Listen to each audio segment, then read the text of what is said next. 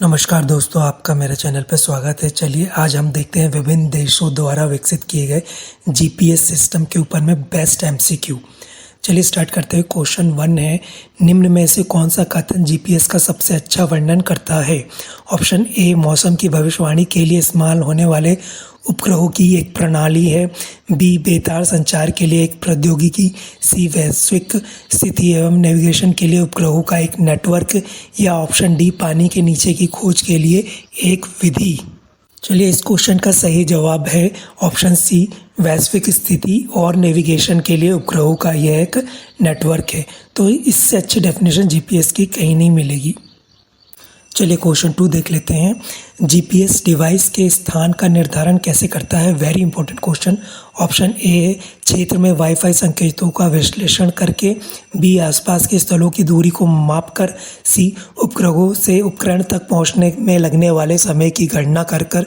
या option D, device के अंतर्निर्मित compass का उपयोग करके। चलिए इस क्वेश्चन का सही जवाब है ऑप्शन सी, उपग्रहों से उपकरण तक पहुंचने में लगने वाले समय की गणना करके। तो ये आपको एक वर्किंग के ऊपर में क्वेश्चन है, तो ये भी बहुत इंपॉर्टेंट क्वेश्चन है। चलिए नेक्स्ट क्वेश्चन देख लेते हैं। ये बहुत इंपॉर्टेंट क्वेश्चन है कि जीपीएस को सटीक रूप से काम करने के लिए आमतौर पर कितने उपग्रहों की आवश्यकता होती है? ऑप्शन ए है 1, बी 3, सी 6 या ऑप्शन डी 9। इस क्वेश्चन का सही जवाब है ऑप्शन बी 3। प्लीज़ याद रखिएगा, ये बहुत इंपॉर्टेंट क्वेश्चन है। ये आ सकता है क्योंकि अभी नाविक रिसेंटली लॉन्च हुआ है, तो ये क्वेश्चन और इम्पोर्टेंट बन जाता है। क्वेश्चन नंबर 4, जीपीएस नामक पहला ग्लोबल नेविगेशन सैटेलाइट सिस्टम किस देश द्वारा विकसित किया गया था? ऑप्शन ए है USA, B Russia, C Japan या डी इंग्लैंड। इस क्वेश्चन का सही जवाब है ऑप्शन ए, यूएसए। आपको इसके बारे में ध्यान रखना चाहिए कि पहली बार जो जीपीएस लॉन्च हुआ था ये 1978 में यूएसए ने लॉन्च किया था और इसमें 32 सैटेलाइट्स थे जो यूज़ करके जीपीएस ग्लोबल पोजिशनिंग सिस्टम देते थे।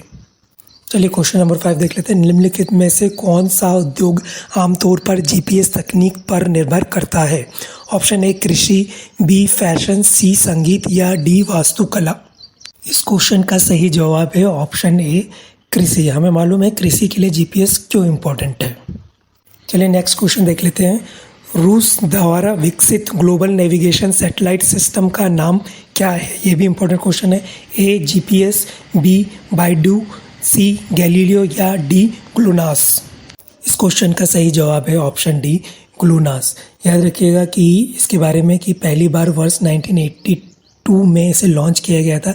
इस तरीके से अगर जीपीएस की फाइट देखें कि कोल्ड वॉर में, तो यूएस ने पहले लॉन्च किया था जीपीएस। चलिए क्वेश्चन 7 देख लेते हैं। हाल ही में भारत द्वारा विकसित ग्लोबल नेविगेशन सैटेलाइट सिस्टम का नाम क्या है? Very very very important question, क्योंकि ये अभी हुआ है 2 दिन पहले। ए है जीपीएस, बी बाइडू, सी गैलीलियो या ऑप्शन डी नाविक। चलिए इस क्वेश्चन का सही जवाब देख लेते हैं। इसका आंसर है नाविक, ऑप्शन डी।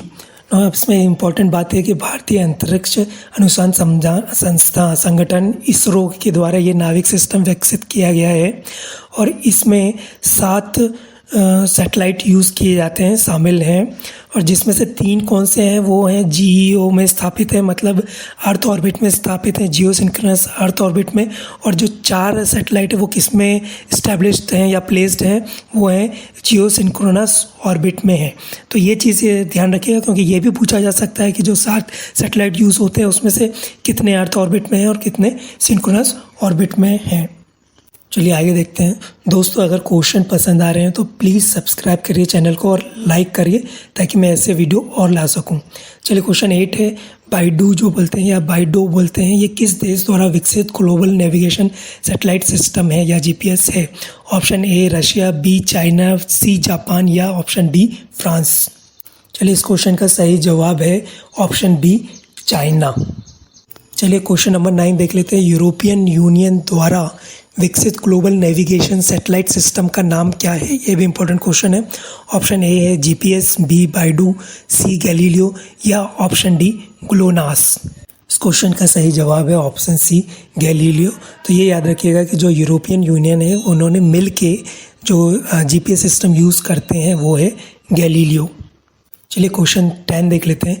जीपीएस का प्राथमिक उद्देश्य क्या है?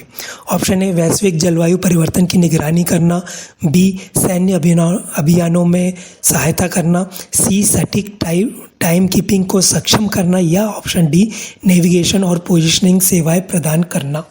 दोस्तों इस क्वेश्चन का सही जवाब है ऑप्शन डी नेविगेशन और पोजिशनिंग सेवाएं प्रदान करना।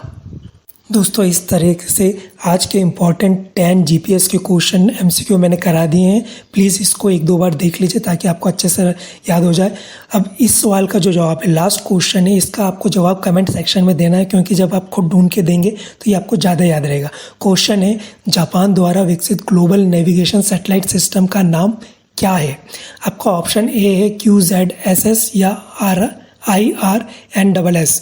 अब इसमें QZSS क्या है? Quasi zenith satellite system. So दोस्तों ये इस क्वेश्चन का जवाब दीजिए कमेंट में, और लाइक करिए, सब्सक्राइब करिए। धन्यवाद।